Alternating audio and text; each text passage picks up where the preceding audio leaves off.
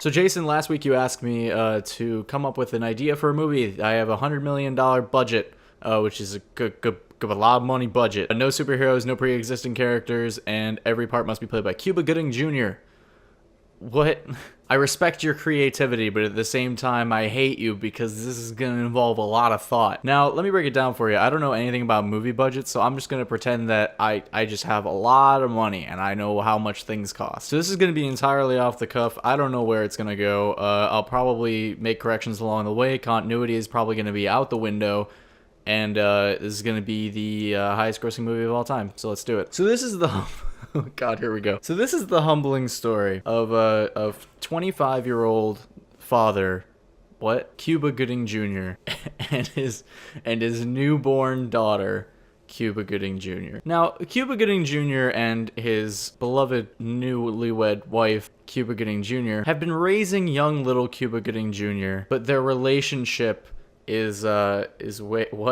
But the relationship is being weighed down by this new entire Cuba Gooding Jr. that they brought into their life. You know, they're tight on money. They can't find a sitter. It's a hard day to be Cuba Gooding Jr. So one day, when Cuba Gooding Jr. goes to work, his boss tells him that he's fired. This is kind of the final straw for Cuba Gooding Jr. Because you don't know this about Cuba Gooding Jr., but when he was a child, his parents abandoned him at a very young age. So when you find out that, basically Cuba Gooding Jr. was raised by wolves. I don't mean he was raised by horrible people. Cuba Gooding Jr. was raised by wolves. So when he gets fired, his animalistic instincts just take over. He goes home and he abuses his Cuba Gooding Jr. wife. He takes his Cuba Gooding Jr. daughter, basically kidnapping her. Not basically, he kidnaps her. He takes her to the woods to his old wolf family. In case you're wondering, all the wolves are also played by Cuba Gooding Jr. Oh, and his boss is also Cuba Gooding Jr. It's part of the trade, you have to do it. Hey, I didn't choose the topic. You can't blame me for these things. You can blame me for the wolves part. So you have Cuba Gooding Jr., his Cuba Gooding daughter, and these Cuba Gooding wolves, and he claims that he will never let harm befall his Cuba Gooding daughter. These Cuba Gooding Jr.'s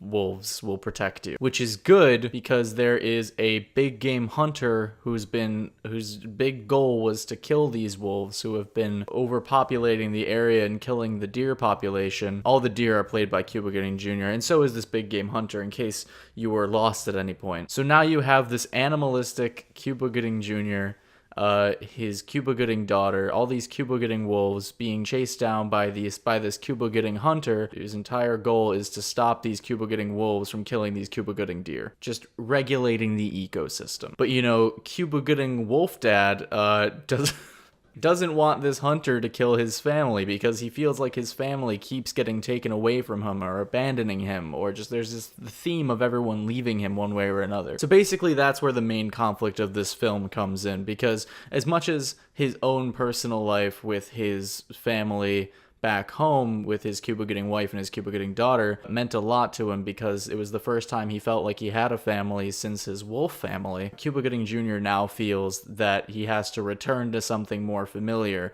and when that is threatened, he feels like his entire foundation is being shaken. Who cares? It's a movie where everyone is Cuba Gooding Jr. That is where his Cuba Gooding wife comes back into play.